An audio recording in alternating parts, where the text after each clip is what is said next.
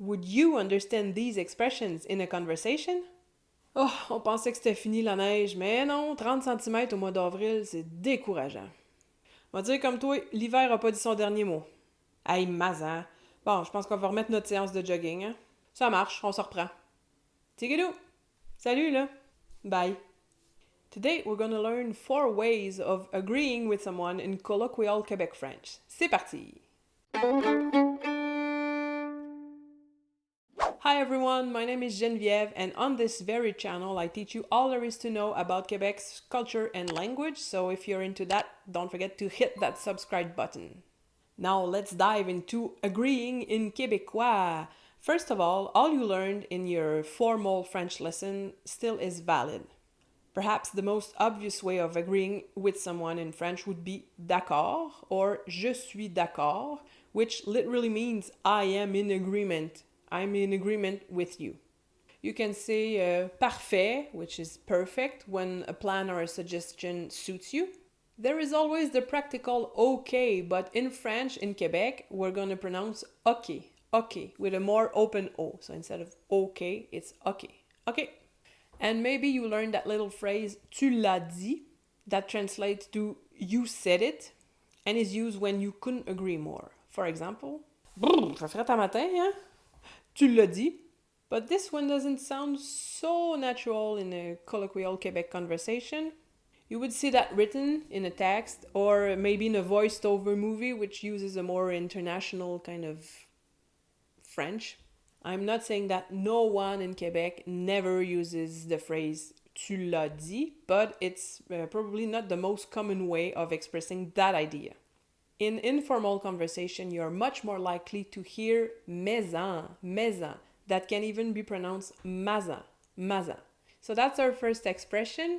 Literally, it means put some in. We have the verb mettre, to put, maison, and the pronoun un, which translate to some of it or a part of it. By the way, if you have trouble with that little pronoun un, I teach you all there is to know here. The video is in French, but there are English subtitles. So if I use that same example again, fait frais un matin, hein? Hey, maison. Way more natural. Second expression, ça marche.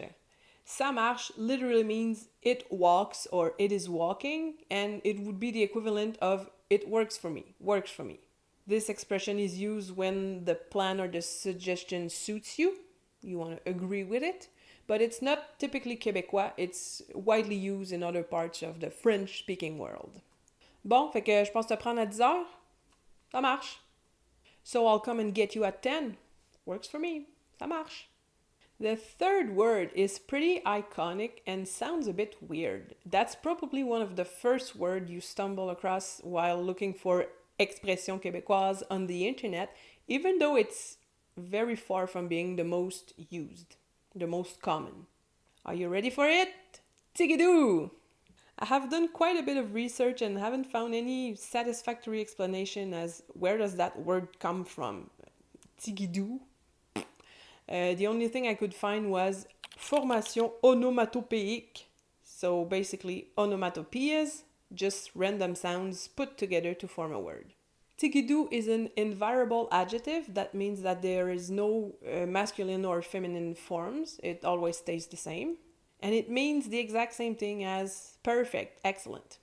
Tigidoo can be used only in 2 different ways. First way, on its own. Bon, ben, je t'appelle quand j'ai fini, okay? Tigidoo! So I'll call you when I'm done, right? Okay, works for me. Perfect. Tigidoo! It can also be used with the verb to be in a phrase like c'est tigidou. Ah, je t'ai remis le dossier avec les signatures. T'as-tu le temps de jeter un œil là-dessus? Ouais, c'est tigidou. I gave you back the file with the signatures. Did you have time to take a look at it? Yeah, it's all good. Perfect. Or, ben, moi je pensais que tout était tigidou, mais finalement ça a l'air qu'ils peuvent pas venir. I thought everything was okay, but apparently they can't come anymore.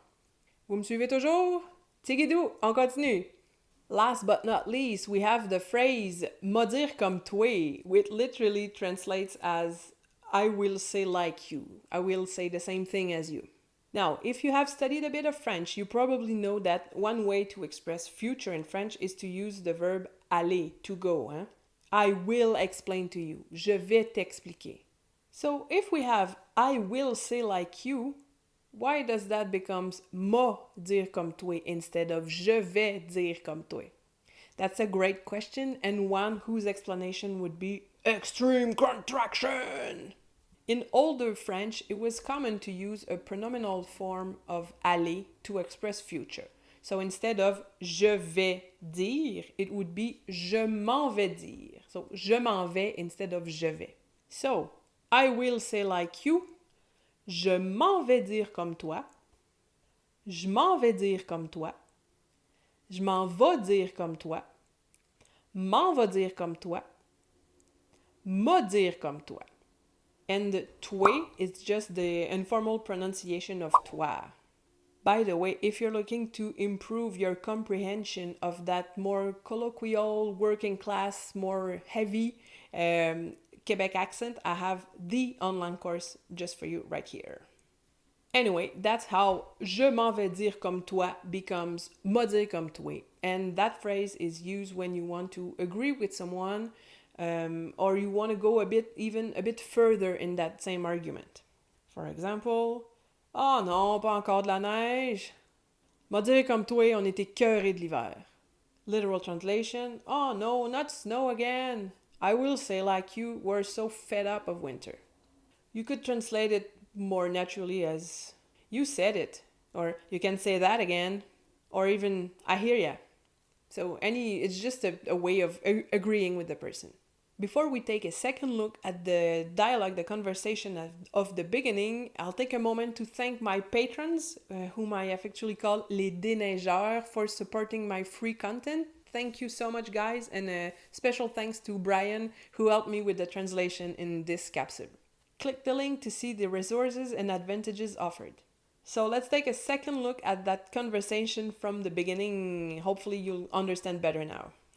On pensait que c'était fini la neige, 30 cm au mois d'avril, c'est décourageant. We thought snow was over, but no, 6 inches in April, that's hard.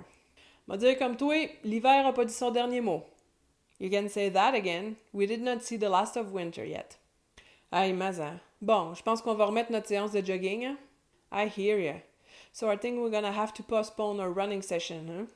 Ça marche, on se reprend. Works for me, we'll mark again. Tigidoo. All right. Salut là. Bye.